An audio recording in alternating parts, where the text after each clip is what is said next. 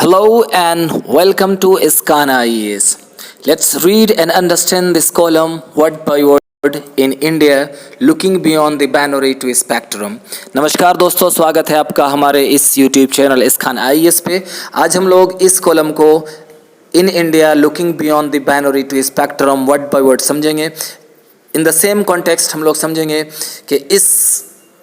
को किस कॉन्टेक्स्ट में राइटर ने लिखा है और होमोसेक्सुअलिटी क्या होती है, international judgement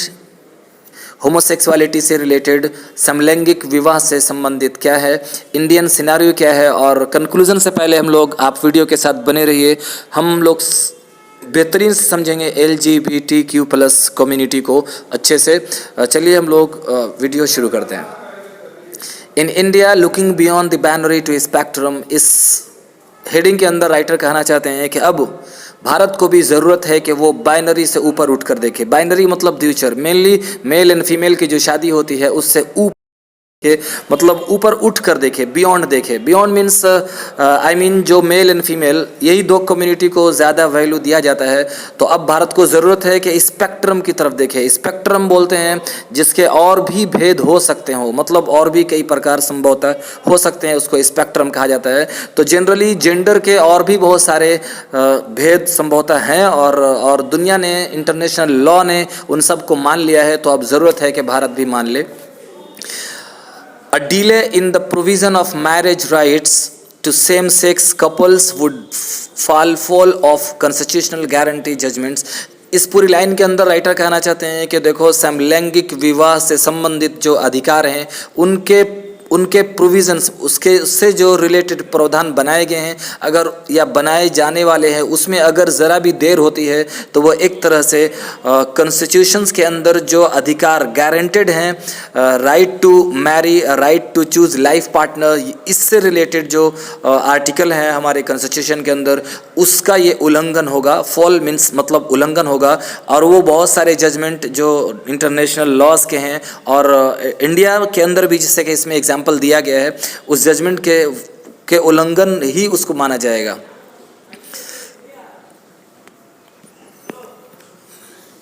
Last month, when the cases surrounding the question of same-sex marriage came up before the High Court of Delhi, the Union government was found to be dithering.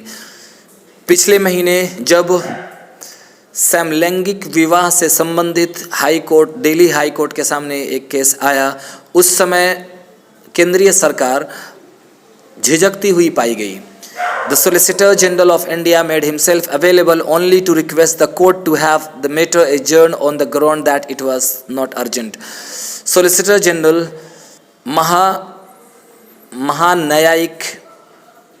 महान्यायिक public prosecutor, जिसको solicitor general कहते हैं, भारत के solicitor general ने अपने आप को court के सामने सिर्फ इसलिए उपस्थित किया कि वो कोर्ट को बता सकें कि इस मैटर को अभी छोड़ दिया जाए, इस बात पे कि ये इतना ज़रूरी नहीं है, मतलब ये टॉपिक अभी उतना डिस्कस नहीं है। जब ये एक केस आया सेम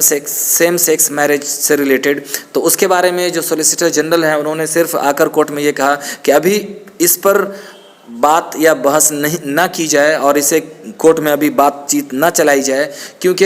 ये अभी उतनी ज़रूरत नहीं है। Though the union government argued the matter was not important in the context of the second wave of COVID-19 cases, और यूनियन गवर्नमेंट ने ये आर्ग्यू मतलब अपनी बहस रखी कि अब भी जो है इतना इम्पोर्टेंट बात नहीं है, क्योंकि भारत के अंदर सेकेंड वेव COVID-19 का चल रहा है। It overlooked the basic notion that the plight of persons in same sex and queer relationship looking after each other, इसने नज़रअंदाज कर दिया बेसिक नोशंस को, मतलब बुनियादी विचार को। किस बात की? कि सेम लैंगिक विवाह के जो दूरदशा है, जो सेम लैंगिक विवाह से संबंधित जो दूरदशा है, उसके बेसिक नोशन को, बेसिक विचार को क्या कर दिया? इग्नोर कर दिया, ओवरलुक्ड कर दिया, मतलब अनदेखा कर दिया। और ये जो रिश्ता है क्वेयर रिलेशनशिप, हम लोग लास्ट में इसको समझेंगे कि क्वेयर रिलेशनशिप किस तरह के रिश्ते को बोलते हैं। लुकिंग आफ्टर ईच अदर, ये सिर्फ आपस में ये बिल्कुल आपस में एक दूसरे पर ही डिपेंड रह गए, विदाउट द लीगल प्रोटेक्शन, ना तो इनके पास कोई लीगल प्रोटेक्शन है मैरिटल रिलेशनशिप का कि इनके शादी को उचित माना जा सकता है, वाज एक्सासर्बेटेड बाय द पैंडेमिक, और इनकी दुर्दशा बढ़ गई पैंडेमिक की वजह से। इन एनी केस, किसी भी केस में it is a matter of some concern, एक बहुत चिंता की बात है कि the union government does not find urgency, कि केंद्रीय सरकार जो है ज़रा भी ज़रूरत नहीं समझ रही है in a matter of extending civil rights, किस मामले में कि उनको दिया जाए सिविल अधिकार to a class of persons, कुछ ऐसे लोगों को who have approached constitutional court, जो कि अभी न्यायालय के सामने आए हैं। नेवरथलेस, फिर भी given the March of law, अगर देखा जाए तो ये जो लॉ है इससे रिलेटेड, मतलब इस कम्युनिटी से रिलेटेड वो लॉ कितना आगे जा चुका है, बोथ इंटरनेशनल एंड डोमेस्टिक, चाहे वो अंतर्राष्ट्रीय हो या फिर डोमेस्टिक हो, in the directions of expanding human rights, इनको दिया जा रहा है पूरी तरह से अधिकार, ह्यूमन राइट्स, मानव अधिकार दिया जा रहा है, नया शास्त्र दिया जा रहा है, जूरिस्प्रूडेंस नेसेसरली मीन्स, जो ये नया शास्त्र है उसका ज़रूरी मतलब ये होता है कि प्रोविजंस ऑफ मैरिज राइट्स, जो मैरिज के अधिकार का प्रावधान है to same sex and queer couples, जो क्वेयर कपल हैं उन सब का या सेम सेक्स के लोगों का सिर्फ एक समय की बात है। एनी फर्दर डिले, अगर और भी ज़रा भी देर होती है इन डूइंग सो, ऐसा करने में, would fall of our constitutional guarantee, तो वो क्या होगा, एक तरह के कॉन्स्टिट्यूशन के अंदर जो गारंटेड राइट है उनका उल्लंघन ही समझा जाएगा, उन सारे जजमेंट का उल्लंघन समझा जाएगा, rendered by the various high court, जो दिए गए हैं बड़े बड़े हाई कोर्ट्स के द्वारा, एंड इवॉल्विंग इंटरनेशनल जूरिस्प्रूडेंस, और इवॉल्विंग इंटरनेशनल जूरिस्प्रूडेंस, और अंतर्राष्ट्रीय न्यायशास्त्र के इवॉल्विंग होते हुए, बढ़ते हुए जो दिए गए हैं, मतलब जैसे जैसे इंटरनेशनल जूरिस्प्रूडेंस के अंदर सुधार आया है उस सुधार के खिलाफ होगा अगर भारत ज़रा भी डिले करता है तो। The last 2 decades have, 2 decade से मतलब 20 सालों से भारत ने देखा है बहुत ही ज़्यादा tremendous progress in establishing civil rights, के हर जगह क्या है, सिविल राइट्स इस्टेब्लिश की गई है LGBTQIA+ कम्युनिटी के लिए। ये जो LGBTQIA+ कम्युनिटी है, हम लोग इसको अच्छे से समझेंगे इन द लास्ट स्लाइड के अंदर। इंटरनेशनल जूरिस्प्रूडेंस को देखते हैं। इंटरनेशनल जूरिस्प्रूडेंस मतलब जो अंतर्राष्ट्रीय न्याय शास्त्र है, इससे रिलेटेड, होमोसेक्सुअलिटी से रिलेटेड, या समलैंगिक विवाह, मतलब किसी भी मेल का मेल से ही या फिर फीमेल से जो शादी होती है और उसको कितना जायज़ माना जाता है, उससे रिलेटेड इंटरनेशनल लॉ क्या कहते हैं, इसमें सारे एग्जांपल्स दिए गए हैं। इन 2005 में constitutional court of south Africa के कॉन्स्टिट्यूशनल कोर्ट ने in the case of ministers of, ये जो केसेस हैं जिनके बीच में ये केसेस था, होम अफेयर्स एंड मदर्स, इसको आप पढ़ लीजिए जो नाम है, home affairs and another versus Fourie and another, इसी तरीके से lesbians and gay equality projects and 18 others versus minister of home affairs in others 2005 ZACC19। Unanimously का मतलब होता है बिल्कुल एक मत होकर, हेल्ड दैट, इन्होंने बात कही कि कॉमन लॉ जो है, कॉमन डिफिनेशन ऑफ मैरिज है, जो कॉमनली डिफाइन किया जाता है कि वो क्या है, A union of one man, एक आदमी का यूनियन है, विद वन वुमेन, एक औरत के साथ, वाज इनकंसिस्टेंट, ये एक तरह से इनकंसिस्टेंट है, मतलब ये मेल नहीं खाता विद द कॉन्स्टिट्यूशन के साथ of the Republic of south Africa के रिपब्लिक के साथ। मतलब ये साउथ अफ्रीका के कोर्ट ने ये फैसला दिया कि जो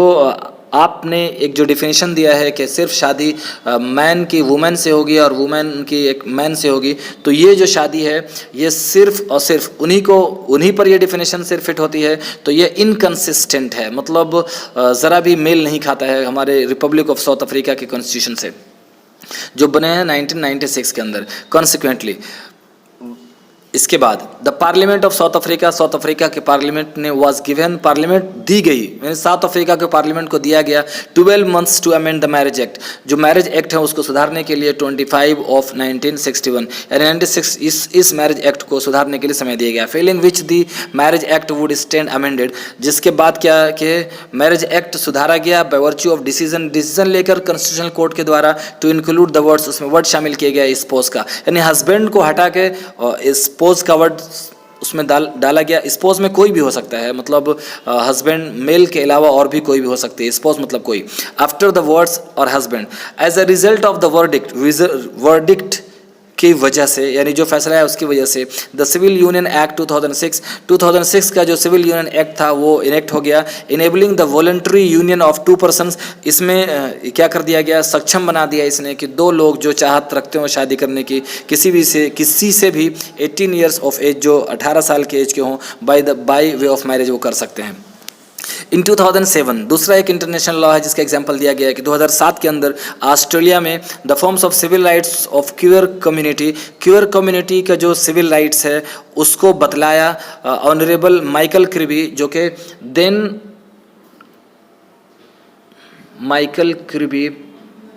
देन जज of the high courts of Australia, जो कि उस समय हाई कोर्ट, ऑस्ट्रेलिया के हाई कोर्ट के जज थे। Writing to the attorney general, उन्होंने अटॉर्नी जनरल को लिखा ऑस्ट्रेलिया के, asking for the judicial pension, कि वो उनकी जो जुडिशल पेंशन है स्कीम है वो उनको वो दिया जाए उनके अपने गे पार्टनर को, जो कि 38 साल के थे एट दैट टाइम, उस समय।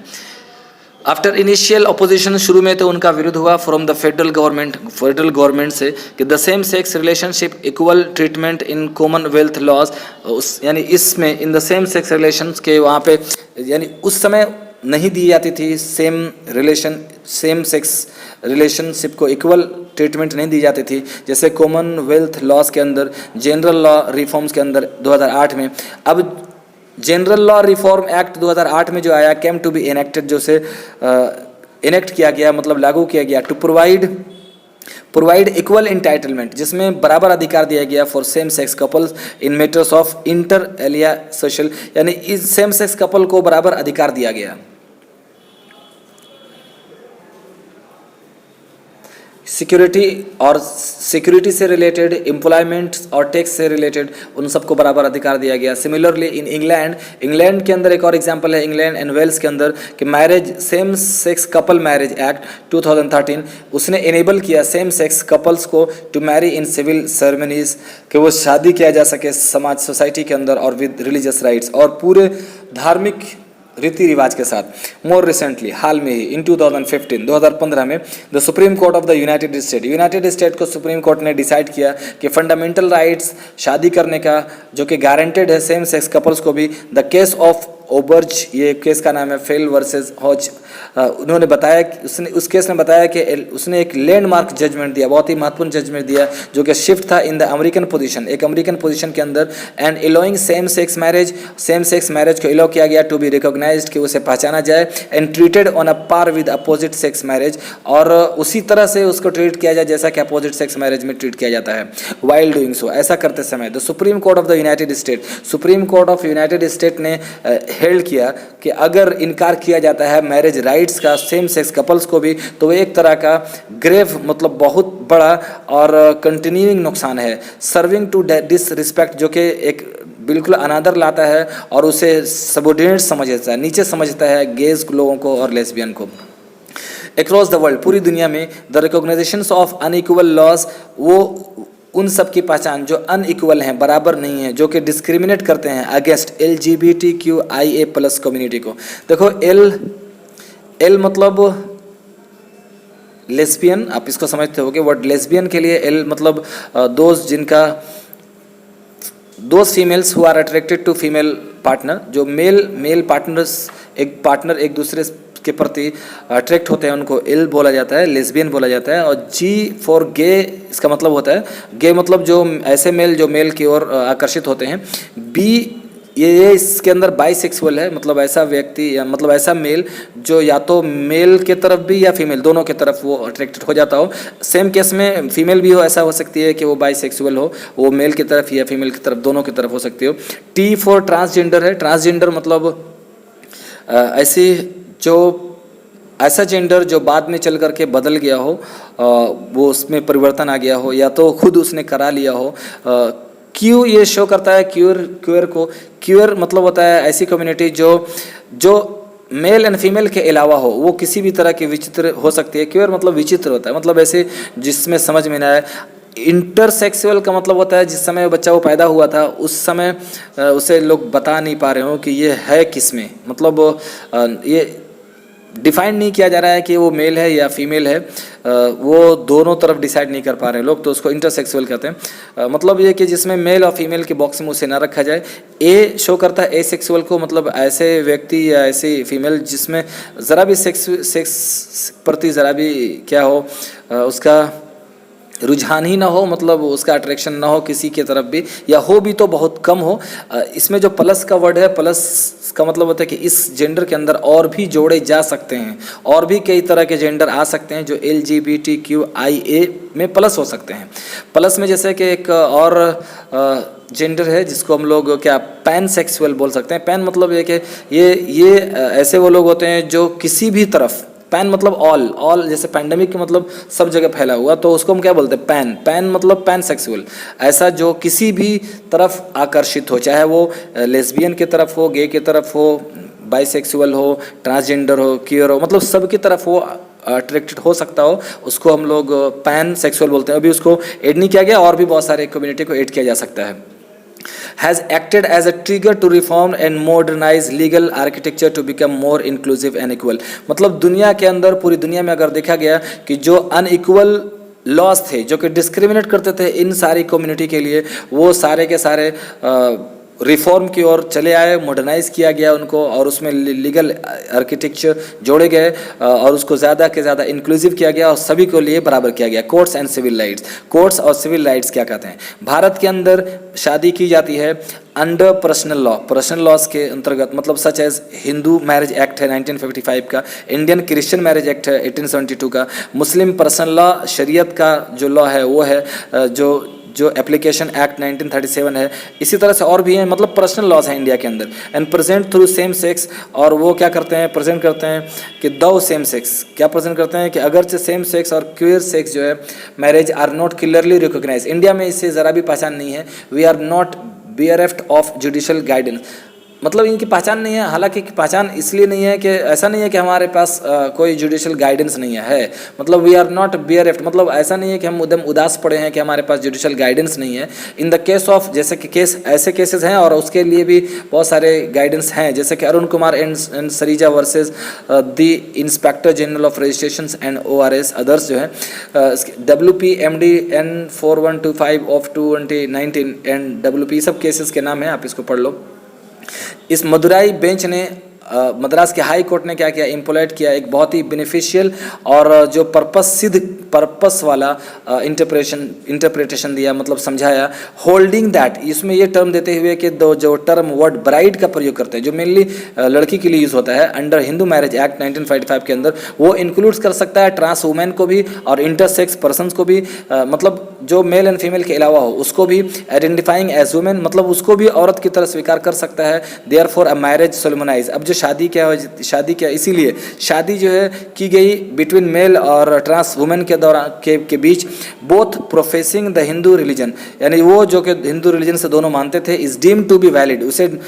वैलिड माना है, यानी इस मद्रास हाई कोर्ट ने उस मैरिज को वैलिड माना है अंडर द एक्ट, इस एक्ट के अंदर। The imports of this judgement can not be overstated, अब जो इस जजमेंट का जो इम्पोर्ट है उसे ओवर स्टेटेड नहीं किया जा सकता है, जो कि इतना एक्सपोर्ट नहीं किया जा सकता है कि वो एक्सपेंड करके कवर कर ले सारे कार्य क्षेत्रों को, जो कि टर्म यूज किए जाते हैं हिंदू मैरिज एक्ट के अंदर 1905 के अंदर। In progressive manner and set, और इस तरफ बढ़ते क्रम में sets the stage of for re imaging marriage rights of the, इसी से LGBTQIA+ कम्युनिटी के मैरिज राइट्स का पता चलता है। इसी तरीके से the judgement of high courts, the judgement of the Madras high court build on the tenets laid down by supreme court, मतलब जो एक मद्रास का फिर एक हाई कोर्ट का मद्रास का फैसला आया, high court build on the tenets laid down by supreme court, जो सुप्रीम कोर्ट के द्वारा दिया गया, कहाँ, कौन से केस में, शाफिन जहां वर्सेस अशोकन केम और अदर्स के केस में 1933 के अंदर, हदिया केस 2018 सुप्रीम कोर्ट 1933 हदिया केस का था, हादिया केस, वेयर इन, जिसमें राइट टू चूज़ करने का अधिकार है और शादी करने का अधिकार है किसी भी पार्टनर को, वाज कंसाइडर्ड, ये से समझा जाए कॉन्स्टिट्यूशनली गारंटेड फ्रीडम है, मतलब कॉन्स्टिट्यूशन के अंदर इसकी ज़मानत दी गई है, इसका जिम्मा लिया गया है, गारंटेड है वो। बाय डूइंग सो, ऐसा करके the supreme court held that, supreme court ने कहा कि इंटीमेसीज ऑफ मैरिज, जो शादी से जो आपस में नज़दीकियाँ होती हैं वो live with in a core zone, एक वो कोर जोन में, प्राइवेसी के कोर जोन में आता है, विच इज़ इनवाइल, जो उसको कभी रीच नहीं किया जा सकता है। एंड दैट्स, और उसमें किसी भी सोसाइटी का कोई रोल नहीं है कि जो मैरिज के बाद जो लोग की प्राइवेसी होती है उसमें भी कोई ये चूज़ करे कि किस पार्टनर के साथ कैसे संबंध लोग बना रहे हैं। इसमें सोसाइटी का कोई रोल नहीं। Determining our choice of partners the only logical interpretation from reading these cases together. अब जो लॉजिकल तार्किक मतलब होता है इन सब केसेस को पढ़कर ये है कि इट इज़ अपरेंट दैट, ये बिल्कुल साफ है कि एनी लीगल और स्टेचुटरी बार, कोई भी लीगल या फिर संवैधानिक जो बाधाएं हैं किसके लिए, समलैंगिक विवाह या क्यूर मैरिजेस के लिए मस्ट नेसेसरली बी हेल्ड, उन सब को क्या समझा जाए, मतलब गैर कानूनी समझा जाए एंड स्पेसिफिकली वायलेटिव समझा जाए आर्टिकल 14 का। आर्टिकल 14 जो कि राइट टू इक्वालिटी ये गारंटी करता है। आर्टिकल 15 का मतलब ये कि जो डिस्क्रिमिनेशन से रोकता है, and liberty to choose life partner article 21। इन सब को मतलब ये कि अगर हम ऐसा करते हैं कि उसे अधिकार नहीं देते हैं खुद से शादी करने का, सेम सेक्स मैरिज करने का, तो ये क्या हो, ये वायलेटिव हो सारे आर्टिकल 14, आर्टिकल 15 और आर्टिकल 20 का कॉन्स्टिट्यूशन के, इंडिया के कॉन्स्टिट्यूशन के। No longer can the position of the union government, मतलब अब यूनियन गवर्नमेंट का जो पोजीशन है कि मैरिजेस जो हैं एकदम बॉन्ड है बिटवीन बायोलॉजिकल मैन और बायोलॉजिकल वुमेन, जो कि पैदाइशी मर्द हो और पैदाइशी औरत हो, उसी के बीच ये अब माननीय नहीं है। एक्सपेंडिंग स्कोप ऑफ मैरिज, अब जो क्या है मैरिज के क्षेत्र को बढ़ाया जाए। द डोमेन ऑफ मैरिजेस, जो मैरिज के क्षेत्र हैं इंक्लूडिंग रिलीजियस मैरिजेस हों चाहे, और can not be immune to reform, ऐसा नहीं है कि जो रिलीजियस मैरिज होते हैं उनको क्या रिफॉर्म नहीं किया जा सकता है, रिव्यू नहीं किया जा सकता है। सेल्फ रिस्पेक्ट मैरिजेस वर लीगलाइज, वो लीगलाइज किया गया। सेल्फ रिस्पेक्ट मैरिज मतलब ये कि वो लोग जो दो मिल करके आपस में शादी अपनी मर्जी से करते हैं जिसमें कोई पंडित का या किसी मुल्ला का या मौलवी का दखल ना हो, उस मैरिज को सेल्फ रिस्पेक्ट मैरिज बोलते हैं। वर लीगलाइज, उसे क्या लीगलाइज किया गया तमिलनाडु में। उसके बाद इन पुडुचेरी के अंदर भी थ्रू अमेंडमेंट के द्वारा to the Hindu marriage act के अंदर 1955 में। सेल्फ रेस्पेक्ट मैरिजेस जो थे कॉमनली कंडक्टेड एमंग दोस्त, उन सब के बीच में किया गया who are part of the Dravidian movement, जो द्रविडियन मूवमेंट के भाग्य थे, उन सब के बीच में जो लोग थे वो द्रविडियन मूवमेंट के जो लोग थे उन सब के बीच में सेल्फ रिस्पेक्ट मैरिजेस किए गए। Have done away with priest, और दूर रखा गया साधुओं को और रिलीजियस सिंबल्स को, जैसे कि फायर को और सप्तापदी को, इंस्टीड सोलमनाइजेशन ऑफ सेल्फ रिस्पेक्ट। और ये जो शादी की गई रचाई गई वो सेल्फ रिस्पेक्ट मैरिजेस की, उसमें ज़रूरत है सिर्फ एक्सचेंज ऑफ रिंग्स, कि रिंग्स एक्सचेंज कर लो या एक दूसरे को गार्लैंड्स पहना दो, माला पहना दो, या फिर मंगलसूत्र डाल दो, इस तरह से एक्सचेंज करके शादी को सोलमनाइज किया गया। Such reforms of Hindu marriage act, तो इस तरह का रिफॉर्म हिंदू मैरिज एक्ट के अंदर 1955 का जो एक्ट था उसके अंदर, to bring self respect marriage under its very umbrella is seen as a strong move towards breaking caste based practices. तो ये इस तरह का उसमें शामिल करना इस बात का खुला सबूत है कि सबको लाया गया है एक अम्ब्रेला टर्म के अंदर, जो कि अब कास्ट बेस्ड प्रैक्टिसेस से हट कर हो, और वो और जो हमारे with in institutions of marriage, जो हमारे धर्म या फिर कास्ट बेस्ड मैरिजेस होते हैं उन सब से हटकर एक लीगल मैरिज के संवैधानिक मैरिज के सांचे में आ गया हो। सिमिलरली, ठीक इस तरीके से अंडरस्टैंडिंग द नीड्स ऑफ, ज़रूरत को समझना LGBTQIA+ कम्युनिटी के, आज the law must now expanding, law जो है अब एक्सपेंड कर रहा है इंस्टीट्यूशंस ऑफ मैरिज के इंस्टीट्यूशन को, टू इंक्लूड ऑल जेंडर, ताकि सारे जेंडर को उसमें शामिल किया जाए, सेक्सुअल आइडेंटिटीज़ किया जाए। एटलीस्ट 29 कंट्रीज़, कम से कम 29 कंट्रीज़ अभी जो है दुनिया के अंदर हैव लीगलाइज, उन्होंने लीगलाइज कर दिया है सेम सेक्स मैरिजेस को। इट इज़ टाइम दैट, अब ये समय है कि इंडिया सोचे बियॉन्ड द बाइनरी के ऊपर, बाइनरी मतलब द्विचर, मतलब मेल एंड फीमेल वाले जो मैंने समझाया था शुरू में, and reviews it's existing legal architecture, और जो उसके पास अभी मौजूद लीगल आर्किटेक्चर हैं उन सब को रिव्यू करे, सुधारे, दोबारा देखे, इन ऑर्डर टू लीगलाइज, ताकि लीगलाइज किया जा सके, जायज़ किया जा सके मैरिजेस इर्रेस्पेक्टिव ऑफ, शादियों को बिना किसी परवाह के कि वो किस जेंडर और किस आइडेंटिटी का या किस सेक्सुअल ओरिएंटेशन का है, उसका रुझान किस सेक्सुअलिटी के तरफ है।